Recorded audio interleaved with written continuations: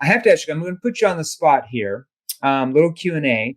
What's one question? Because I always want to have you guys bring some value to everybody besides just your story. What's one question you ask your prospects to build urgency for them to buy now and not later? It's the consequence question. That's Okay. one of the big ones. Because when people are aware that things aren't going to change in their situation, Yeah. then that's where it brings urgency to them. It's always about making them aware. It's Yeah. not about me becoming aware. It's about them telling themselves where they're at and what's going to happen if they don't change things.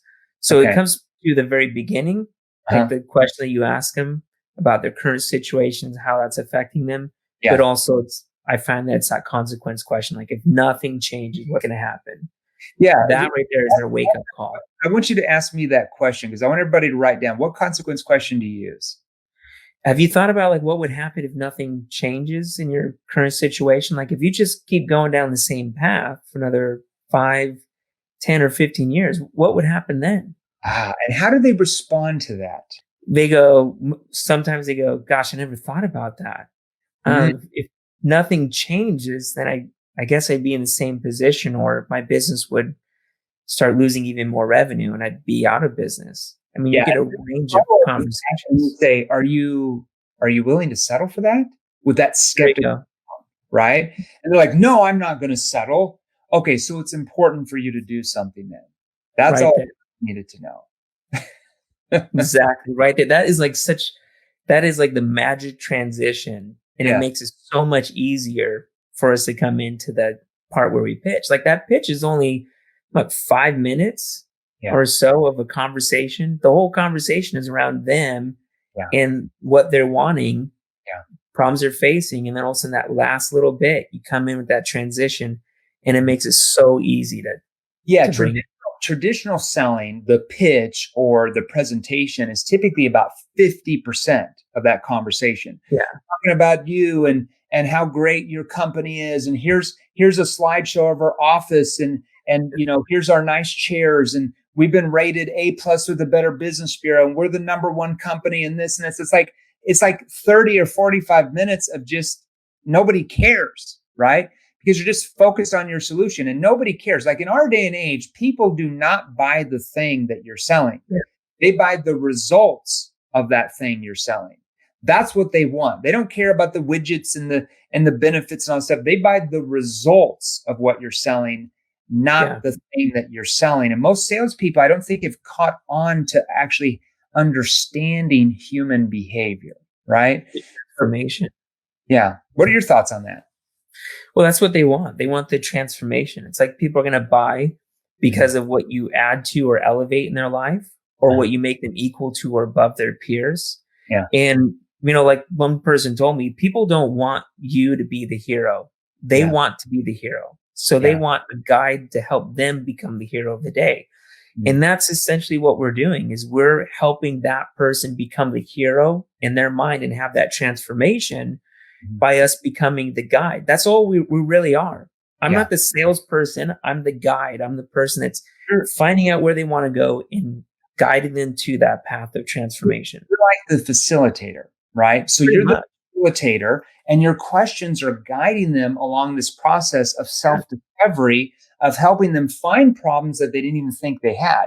Because with your questioning skills that we teach in NEPQ 3.0 and the Advanced Inner Circle, not only were we helping them figure out how bad their one problem is that they might have thought they had, but we're typically through our questioning helping them find 2 or 3 or 4 other problems that they had that they didn't even know about.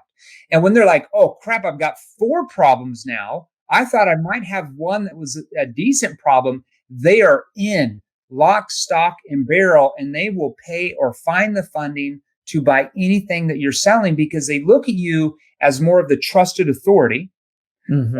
That's going to get them where they want to be, the results. Whereas every other salesperson is trying to pitch them all the time. They just shove in the corner and they commoditize them because they look at them as just another salesperson trying to stuff their solution down their throat.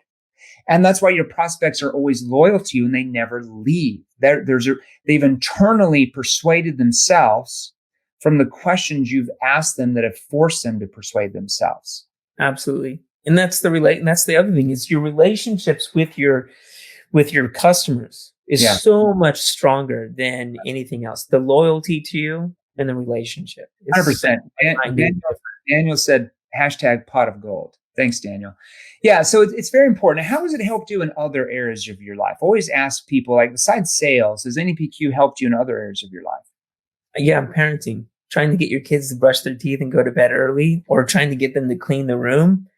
I've used this so much to the point where it's just like natural. It's like it comes out of habit. I'm always asking clarifying questions. Yeah. And you just see it. You see it also like in your marriage and communication, because now instead of just talking at a surface level, you have the ability to kind of dig down a little bit deeper.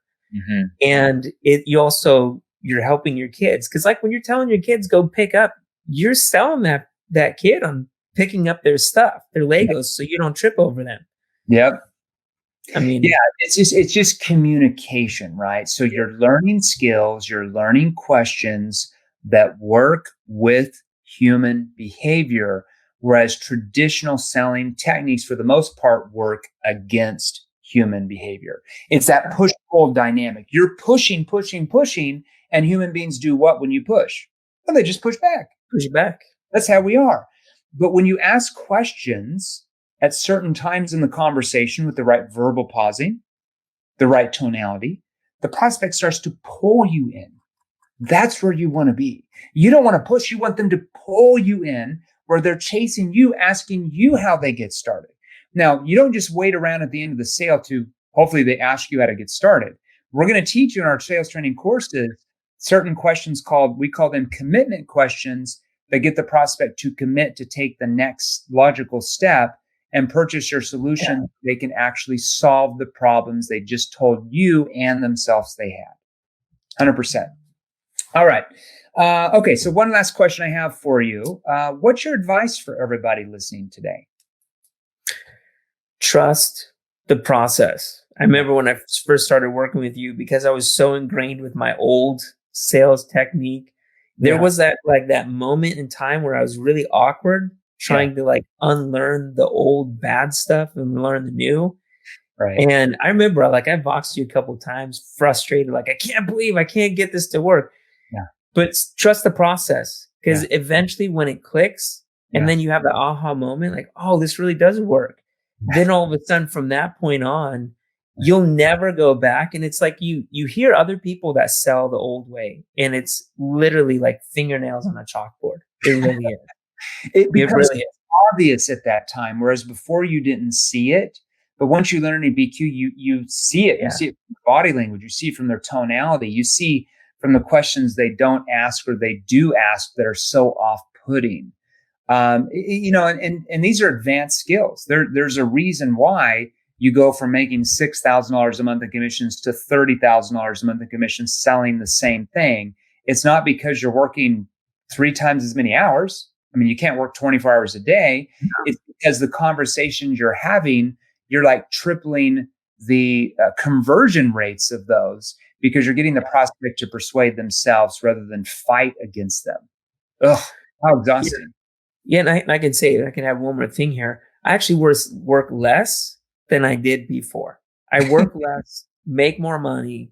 Yeah. It's so much better. You make 4 to 5 times more money a month in sales commissions as a 1099 rep than you did working before selling the same thing. Let that sink in, everybody. So if you're on here and you're in NEPQ, get on it, get in the virtual training course, start going through the training, get on the advanced role-playing training calls with myself and our sales trainers. Get on it. If you haven't got on it and you want to start selling more, in the comment section, just post hashtag NEPQ, and myself or somebody on our team will message you more details, how we can help you sell more if that's what you want. You don't have to sell more though. Success is just a choice. Okay, Tony, thanks for being on here. It was a pleasure. I've been wanting to interview you for several months. I know you got a busy schedule and everything with your job. So thanks for being on here. And you better go post that big testimonial in that Facebook group. I better see that soon. All right, we'll do that.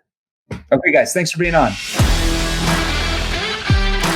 Hey guys, if you enjoyed these, here's another you can watch right over here.